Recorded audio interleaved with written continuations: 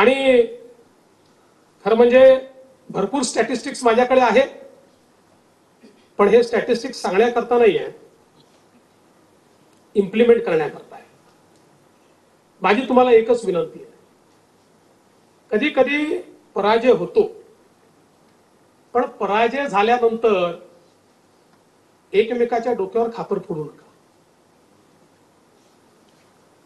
ठीक आहे, आपली काही मतं आहेत, आपल्यालाही काही ठिकाणी समन्वयाचा अभाव आढळला, तो टिपलेला, तो काही जाहीरपणे बोलण्याची आवश्यकता नाही आहे.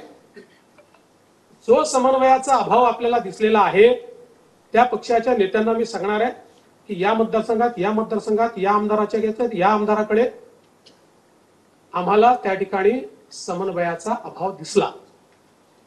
आज वेगवेगळे नरेटिव्ह तयार होत आहेत. शेवटी आपली मदत आपल्या मित्रपक्षांना झाली आहे, मित्रपक्षांची मदत आपल्याला झालेली आहे. आज आपण जर बघितलं तर शिवसेनेसारखा आपला जो काही जीवाभावाचा मित्र आहे, शिवसेनेच्या ज्या काही 7 जागा निवडून आलेल्या आहेत, आज बुलढाणा सारख्या जागेवर संजय कुटे, आकाश कुंडकर यांच्या मतदारसंघातली मतं तुम्ही बघा, इतक्या मोठ्या प्रमाणात ती मतं असतील. त्या मतांमुळे त्या ठिकाणी फायदा झालेला आहे. इचलकरंजीमध्ये अण्णांच्या मतदारसंघात एकट्या 42,000 मतं आपल्याला त्या ठिकाणी जास्त आहेत. किंवा नॉर्थ ईस्टचा जर आपण विचार केला तर नॉर्थ ईस्ट मध्ये आमच्या ठाकूरताईंच्या इथे 23,000ची लीड आहे, तेव्हा 48 मतांनी ती सीट आलेली आहे. आपण जर बघितलं तर आपल्या लोकांनी प्रामाणिकपणे मित्रपक्षांचं काम त्या ठिकाणी केलेलं आहे. त्यांच्या जागा जर आपण बघितल्या, मावळ सारख्या जागेवर चिंचवडमध्ये आपल्याला अतिशय चांगली लीड आपण त्या ठिकाणी दिलेली आहे, पनवेलला आपण लीड दिलेली आहे. त्यामुळे याचं विश्लेषण, आणि त्याच वेळी जळगाव सारखी आपली जागा जी आपण अत्यंत चांगल्या मताने जिंकलो आहोत, तिथे त्यांच्या आमदारांच्या मतदारसंघात चांगली लीड आपल्याला मिळालेली आहे.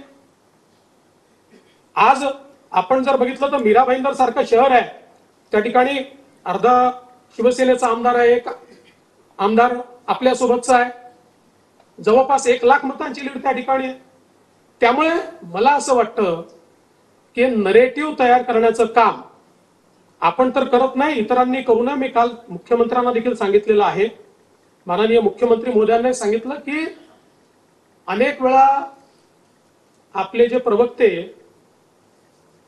बोलतात, तुमचे आमचे, मी नितेश राणे नाही बोललोय, की बरेच वेळा प्रवक्ते जे बोलतात ते जरा समजून उमजून बोललं पाहिजे. आता ही वेळ उणे दुणे जाहीरपणे काढण्याची नाही आहे.